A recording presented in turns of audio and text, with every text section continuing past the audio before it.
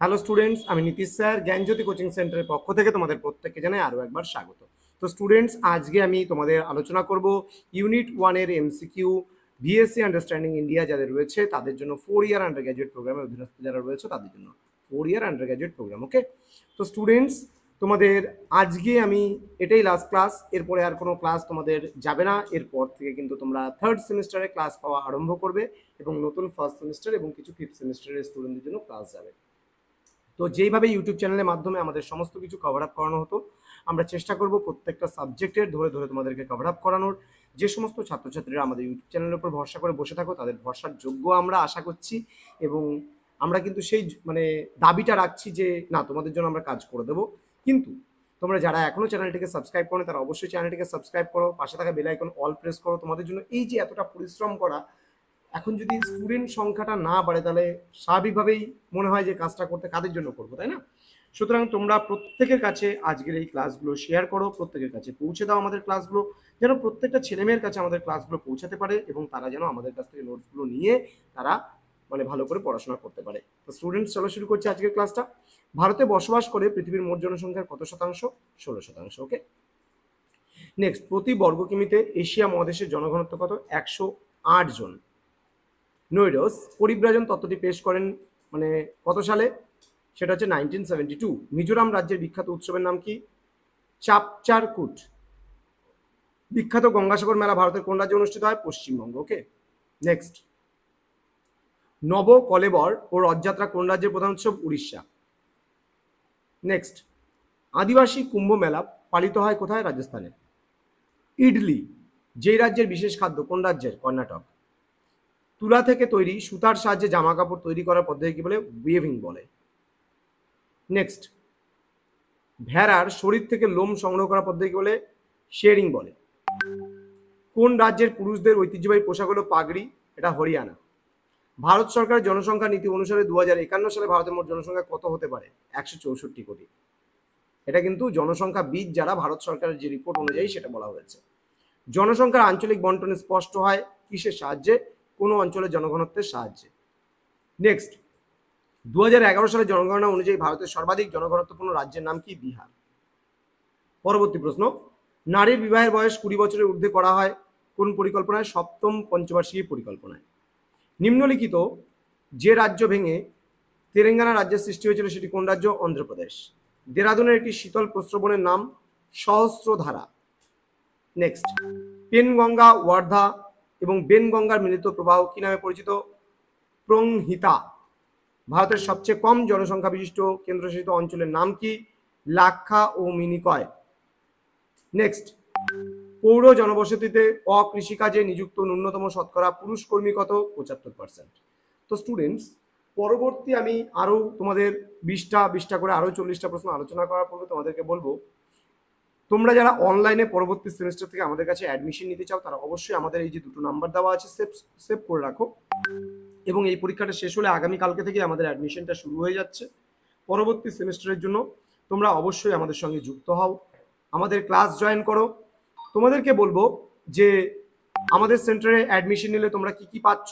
তোমরা 1199 টাকা পুরো কোর্স ফি, এর বিনিময়ে তোমরা পাচ্ছ পুরো প্যাকেজের নোটস পাচ্ছ, তোমরা আমাদের কাছ থেকে লাইভ ক্লাস পাচ্ছ, রেকর্ডেড ক্লাস পাচ্ছ, সব কিছু মিলে কিন্তু আমাদের এই কোর্স ফিটা নেওয়া হয় 1199। তো স্টুডেন্টস, আগে ছিল 999, এখন করা হয়েছে 1199। কেন? অনেকের মনে প্রশ্ন রাখতে পারে। আগে অনার্সের অর্থাৎ মেজরের পেপার ছিল একটা, এখন মেজরের পেপার হয়েছে 3টা, অর্থাৎ 3 গুণ খাটনি কিন্তু বেড়ে গেছে। তোমাদের পেপার কিন্তু 6টাই থাকছে, কিন্তু অনার্সের পেপার কিন্তু বেড়ে 3টা হয়ে যাচ্ছে। তো স্টুডেন্টস, আমাদের অফিসিয়াল ওয়েবসাইট তোমরা ভিজিট করতে পারো www.gyanjyoti.info। আমাদের ইউটিউব চ্যানেল এবং ওয়েবসাইট রয়েছে নীলস নিমা নামেও, ভিজিট করতে পারো। চলো শুরু করছি পরবর্তী 20টা প্রশ্ন। ভারতের ক্ষুদ্রতম কেন্দ্রশাসিত অঞ্চলটির নাম কি? লাক্ষাদ্বীপ। ভারতের উত্তরতম স্থানের নাম ইন্দিরা কল। আয়তনের বিচারে পৃথিবীতে ভারতের স্থান কত? 7ম। ভাষার ভিত্তিতে গঠিত ভারতের প্রথম রাজ্যের নাম কি? অন্ধ্রপ্রদেশ। ভারতের রাজ্য পুনর্গঠনের মূল ভিত্তি কি? ভাষা। ভারতের প্রতিবেশী দেশগুলির মধ্যে ক্ষুদ্রতম দেশটির নাম কি? মালদ্বীপ। নেক্সট, পৃথিবীর প্রাচীনতম শিল্ড অঞ্চল যেই যুগে সৃষ্টি হয়? আর্কিয়ান যুগে। সিকিমের গিরিপথগুলির নাম নাথুলা ও জিলেপলা। 3 বিঘা করিডোর কোথায় রয়েছে? পশ্চিমবঙ্গে। নেক্সট, জম্মু কাশ্মীরের গিরিপথগুলির নাম বুর্জিল্লা। সিকিম ও তিব্বতের সঙ্গে যোগাযোগ রক্ষাকারী গিরিপথের নাম কি? নাথুলা। নেক্সট, পূর্ব আরাবল্লীর গড় উচ্চতা কত? 250 থেকে 500 মিটারের মধ্যে। কচ্ছের রান অঞ্চল কি দ্বারা গঠিত? শেল দ্বারা গঠিত বা লাইমস্টোন রক্স দ্বারা গঠিত, ফ্র্যাগমেন্টারি। ওকে। আন্দামান নিকোবর দ্বীপপুঞ্জে ছোট ছোট বড় মোট দ্বীপের সংখ্যা কত? 572টি। তেলেঙ্গানা মালভূমির সর্বোচ্চ শৃঙ্গের নাম কি? ডলিগুট্টা। বিন্ধ্য পর্বতের সর্বোচ্চ শৃঙ্গের নাম অমরকণ্টক। নেক্সট, আন্দামান ও নিকোবর দ্বীপপুঞ্জের মধ্যে যে চ্যানেল অবস্থিত সেটির নাম কি? 10 ডিগ্রি চ্যানেল। সিন্ধুর কোন উপনদী ভারতেই সিন্ধুর সঙ্গে মিলিত হয়েছে? শিওক। ভাগীরথী আলোকনন্দার সঙ্গে মিলিত হয়েছে কোথায়? দেবপ্রয়াগে। নেক্সট, ভারত ও পাকিস্তানের সীমানা নির্দেশ করে কোন লাইন? র্যাড cliff line. পরবর্তী 20টা প্রশ্ন আলোচনা করব। লাস্ট 20টা প্রশ্ন। ভারত এশিয়া মহাদেশের কোন দিকে অবস্থিত? দক্ষিণ দিকে। শিবালিক বলয়ে যে ভাঁজের গঠন দেখা যায় তাকে কি বলে? সরল জুড়া। নেক্সট, কাশ্মীর হিমালয়ের প্রধান ন্যাপটি যে নামে পরিচিত, এটা কাশ্মীর ন্যাপ। কারাকোরাম শিখর ভারতের বরফের গভীরতা কত? 121 থেকে 300 মিটার। বাঘেলখন্ড মালভূমি কোথায় অবস্থিত? মালওয়া মালভূমির উত্তর পূর্বাংশে। কাশ্মীরের একটি উষ্ণ প্রস্রবণের নাম কি? তেরনাগ। যমুনা নদী গঙ্গার সঙ্গে কোথায় মিলিত হয়েছে? প্রয়াগে। ব্রহ্মপুত্র নদ বাংলাদেশে কি নামে পরিচিত? যমুনা নদী নামে পরিচিত। ওকে। নেক্সট, দক্ষিণ ভারতের দীর্ঘতম নদীর নাম গোদাবরী। মরু অঞ্চলের লবণাক্ত হ্রদকে কি বলে? প্লায়া। ক্যানিং শহরটি যে নদীর তীরে অবস্থিত? মাতলা। ভারতের বৃহত্তম উপকূলীয় হ্রদের নাম হচ্ছে চিল্কা লবণাক্ত হ্রদ। ডিভিসি গঠিত হয় কবে? 1948। ভারতের সর্বাধিক জনবহুল রাজ্যের নাম কি? উত্তরপ্রদেশ। সারা বিশ্বে বিশ্ব জনসংখ্যা দিবস পালন করা হয় কত তারিখে? 11 জুলাই তারিখে। নেক্সট, ভারতের কোন রাজ্যে জনসংখ্যা বৃদ্ধি হার সর্বনিম্ন? কেরল। ভারতের মধ্যে জনসংখ্যা বৃদ্ধি হার সবচেয়ে বেশি কোথায়? বিহারে। পশ্চিমবঙ্গের কোন জেলা তাঁত শিল্পের জন্য বিখ্যাত? নদিয়া। রেশম শিল্পের জন্য বিখ্যাত রাজ্যটির নাম কি? কর্ণাটক। নেক্সট, তাঁত শিল্পের জন্য বিখ্যাত ভারতের কোহিনূর বলা হয় কাকে? অন্ধ্রপ্রদেশকে। আর একটা কথা তোমাদের বলে দেয় এই ইউনিট থেকে, যদি বলে ভারতের সর্বোচ্চ পর্বতশৃঙ্গের নাম, আগে বলতা কেটু বা কিং অফ কারাকোরাম বা গড উইন অস্টিন, এখন কিন্তু কেটু বলতে পারবা না, এখন বলতে হবে ভারতের সর্বোচ্চ পর্বতশৃঙ্গের নাম কাঞ্চনজঙ্ঘা। কাঞ্চনজঙ্ঘা। এবার যদি বলে পশ্চিমবঙ্গের সর্বোচ্চ শৃঙ্গের নাম, আগে ছিল কাঞ্চনজঙ্ঘা, এখন কিন্তু এটা চেঞ্জ হয়ে যাবে সান্দাকফু। এটা মাথায় রাখতে হবে এই দুটো প্রশ্ন, ঠিক আছে? আর মাউন্ট এভারেস্টের উচ্চতা 8848 মিটার দিলে কিন্তু হবে না, 8848.86 মিটার দিতে হবে। এই কটা প্রশ্ন আমি এক্সট্রা বলে দিলাম, মনে রাখবে, আসতে পারে পরীক্ষায়।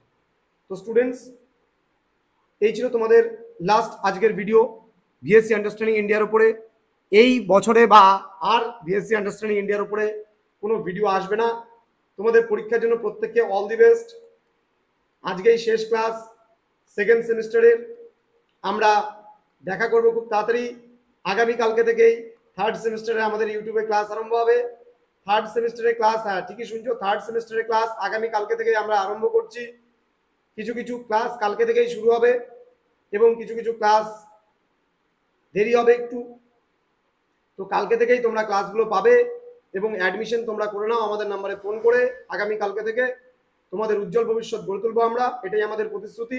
তোমরা জানো আমরা প্রতিটা সাবজেক্টের ক্ষেত্রে 100% কমন তোমাদেরকে দিয়েছি এবং তোমরা ইউটিউবে কমেন্ট করেছো, আমাদের পার্সোনাল কমেন্ট করেছো, সেই কমেন্টও আমরা স্ক্রিনশট করে তোমাদেরকে একটা ভিডিও করে আশা করি দেখাবো। স্টুডেন্টসদের বেস্ট কমেন্টগুলোকে নিয়ে একটা ভিডিও করব, কে কি বলেছে, কোথা থেকে, কেননা আমাদের হোয়াটসঅ্যাপের মাধ্যমে, আমাদের ইউটিউব চ্যানেলের মাধ্যমে ভালো যারা খুব ভালোভাবে আমাদের সাপোর্ট করেছে এবং সাপোর্টিভ কিছু কমেন্টস নিয়ে আমরা আলোচনা করব। তোমরা কালকের পরীক্ষা দিয়ে আসার পরে আমাদেরকে কমেন্ট করবে কেমন হলো পরীক্ষাগুলো, অবশ্যই জানাবে। আমাদের হোয়াটসঅ্যাপ নাম্বার রয়েছে 7076398606 নাম্বারে তোমরা কমেন্ট করতে পারো। তোমাদের যা বলার আছে আমাদের সঙ্গে, কার কোন ক্লাসটা তোমাদের ভালো লেগেছে, কার ক্লাস কতটা হেল্পফুল হয়েছে, তোমরা অবশ্যই আমাদের কমেন্ট করে জানাও। যার যার মানে কমেন্টসগুলো খুব ভালো হবে, আমরা আগামীকালকে তাদের কমেন্টসগুলো নিয়ে একটা ভিডিও বানাবো। সমস্ত পরীক্ষাগুলো ভালো হয়েছে, আশা করি আগামীতেও ভালো হবে। তোমাদের সাথে আছি আমরা, পাশে আছি আমরা। তোমরা প্রত্যেকে ভালো থাকবে, সুস্থ থাকবে এবং পরবর্তী সেমিস্টারে আবার দেখা হবে তোমাদের সঙ্গে। Thank you so much, thanks for watching after all, thank you.